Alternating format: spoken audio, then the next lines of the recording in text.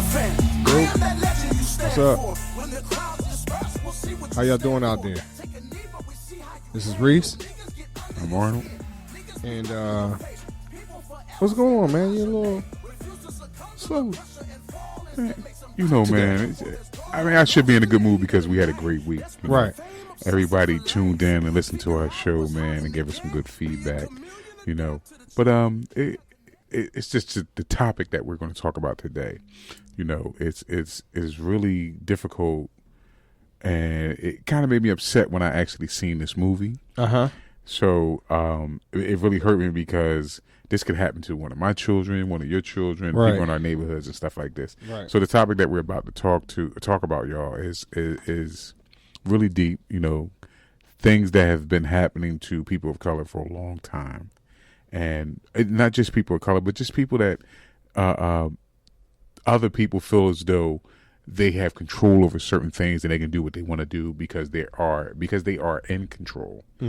But like I said, and then after we discuss this topic, you probably figure out how do we associate this with this community. But what it is we're going to show you the relationship of how a community comes together, even in the adversity of anything that's bad and negative, and even being accused of something that you didn't do, and then years later to be exonerated about it. Yeah. So just to let you guys know, we're going to talk about the Central Park 5 case. And we're not going to get into detail about the case. We're just going to hit high points. And more particularly, we're going to talk about the movie. And for those who have not seen the movie, please go see it. And the name of the movie is... What, a mini-series. When They See Us. Yeah, it was a mini-series, exactly. When They See Us.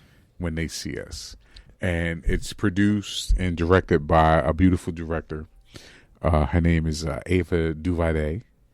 And she's a great director. She really put this story together. She did her homework, and she interviewed thousands and thousands of people on both sides. And she put together a real good story, you know. And like once I started watching this, I couldn't turn away from it. And I didn't watch it initially when everybody else was watching it, you know, because I was taking care of other things, working and doing things and stuff, you know, setting up interviews and stuff and working with my man Reese here. You know, getting things together in our community. So then when I finally got a chance to sit down and look at it, which was a few days ago, so it's still fresh in my mind, it took me aback because I remember some of this stuff growing up. Right. And then, you know, because we don't live in New York, we live next door to New York, close to New York, you still hear the backlash from it and things that was from it, you know. But this movie was really touching. You know, it was times that I cried. It was times that I felt very angry. There was times that I had sympathy for these boys because I have been through similar stuff, growing up as a young black male in America and dealing with the police, dealing with those of authority, dealing with people that I've known that have had similar situations dealing with the police and stuff like that. So it touched a nerve for me, you know. But it's like I said, the movie was very well put together. She did her homework. You know, and I'm really glad that these gentlemen, these men, got their just due. It was long overdue, and I'm glad that they got their just due and they were exonerated, and they were, I believe they were kind of paid off pretty good for that. Yeah. It was a nice payoff. I think it was one of the largest payoffs in the city of New York, right, behind some type of wrongful conviction or anything that has to do with their DOC or their police department, anything like that. So, you know, I mumbled on for a minute. Sorry, guys. Just like I said, when I see these type of things, and this affects me because this could really happen in my community, and that, you know, that goes along with police shootings, how police set people up, right? And not saying that all police are bad, not saying that all cops are bad, you know, just the ones that are bad. You guys know who you are.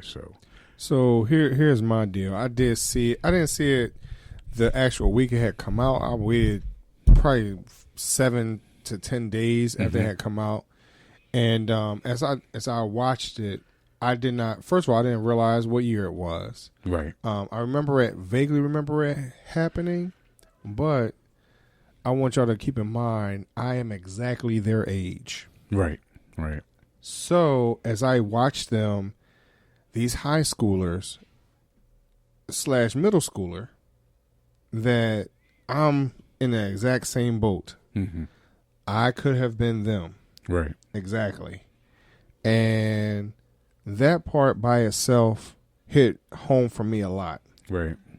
And to see how things had gone down and whatnot, it made me reflect on, in all reality, what was my experience at their age with police overall, law enforcement overall. Right. Right. And my personal experience at that time was very little.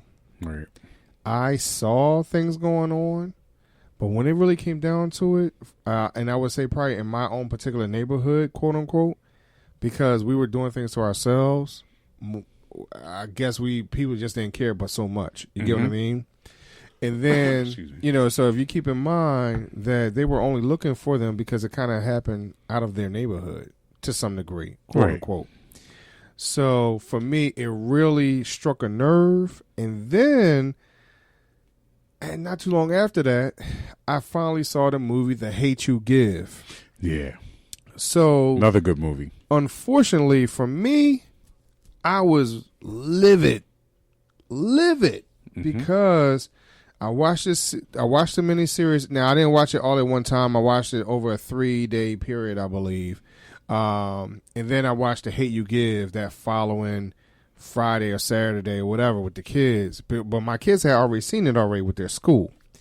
So when we had sat down and watched The Hate You Give, they were kind of schooling me on little things that they had talked about. Mm-hmm. But I also had to let them know, like, yo, some of this, though, it really reflects on how people are treated. Right. And some of this, of course, was put out there are the African Americans. That does not mean it does not happen to others. I just want to say that. But unfortunately, I think it happens to us more frequently than other cultures. Yeah, I have to agree with you on that.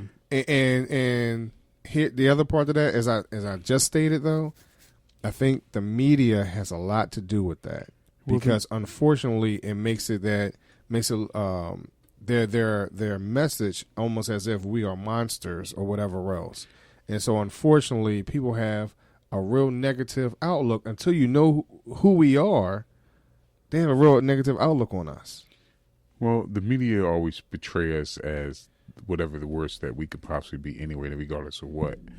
If you just look at some of the victims that were died at the hand of police, and the first thing that the media puts up there is if this person had a police record, they put his mugshot up there or her mugshot up there. If they was into drugs, whatever, anything negative that they can find out about this person.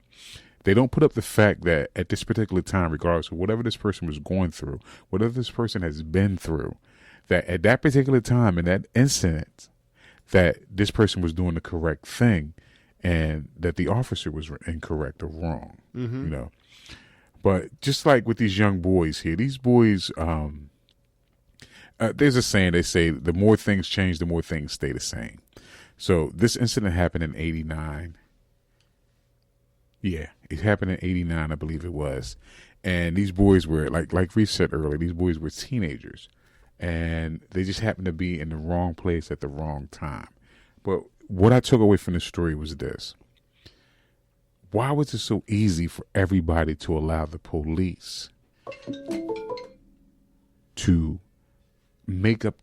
fabricate this story and force these boys to convince them that they did this when they didn't do this, and I only say this because coming from somewhat of a street background, your first thing is if you didn't do something, you never admit that you did anything. Mm-hmm. That's if you didn't do it, you all the way to your grave. It's like I didn't do it, But I know that these boys were deprived of food, sleep. There was.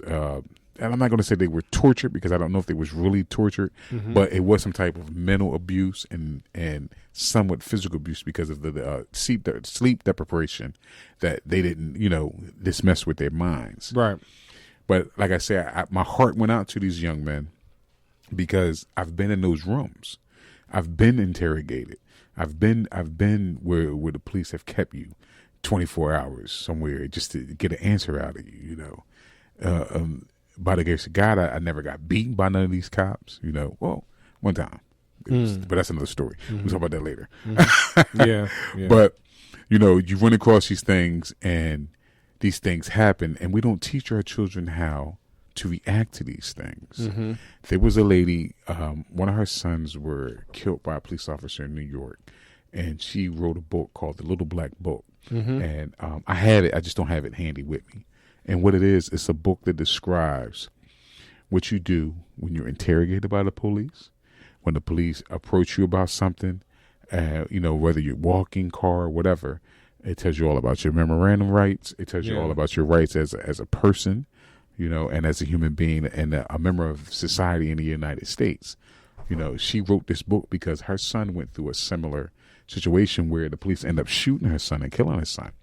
So it's called The Little Black Book. And I don't have her name right now, but I do have the book. It's a small pamphlet. It's about maybe 20 pages long. And it's something that is small enough for you to carry around in your pocket. And they were passing this out to a lot of young guys. Yeah. But these brothers went through all this, man. You know, especially the last brother. What was his name? The one that did the most time. I can't think of his name right now. But he was the one that they convinced. Corey. His name was Corey.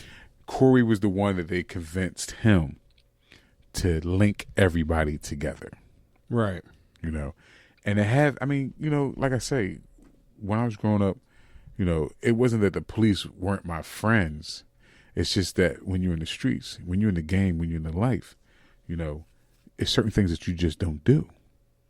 You know. But see, I think one of the things that if you listen to, not just when they see us, when we look at any other documentaries on YouTube or whatever else, because this is not the first time it's come up. Oh no, that's why I say the more things change, the more they stay the same. You know, so as you start to do a little bit more research about it, because it took us some time before for us to talk about this, because we wanted to make sure we had a little bit more information. We saw some other interviews and things like that.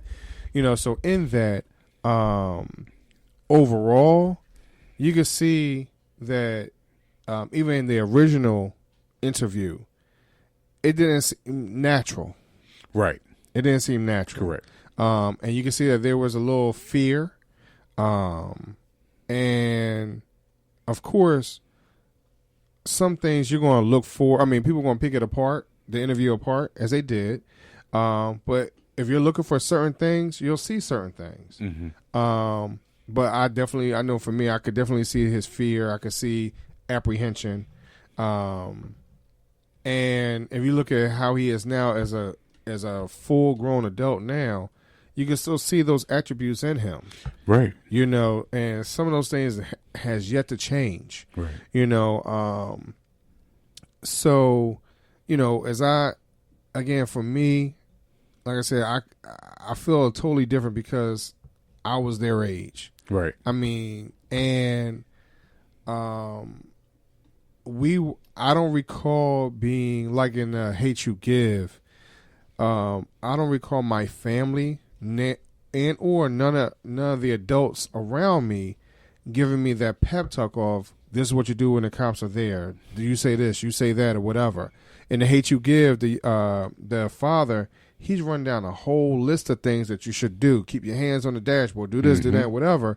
You know, I wasn't taught that way. Yeah, I mean, a lot of us were, like I say, taught certain different things depending on where you live at and how you were raised. And the other part of that too, when you think about it, when you're in elementary school and everybody like, oh yeah, what you want to be when you grow up? Police officer was one of those ones. Of course. You get what I mean? Because it was something that you've seen all the time. You know, you've seen that with your cartoons and TV shows. You always see a cop and a robber. Right. You know, so you always see a good guy and a bad guy, so to say.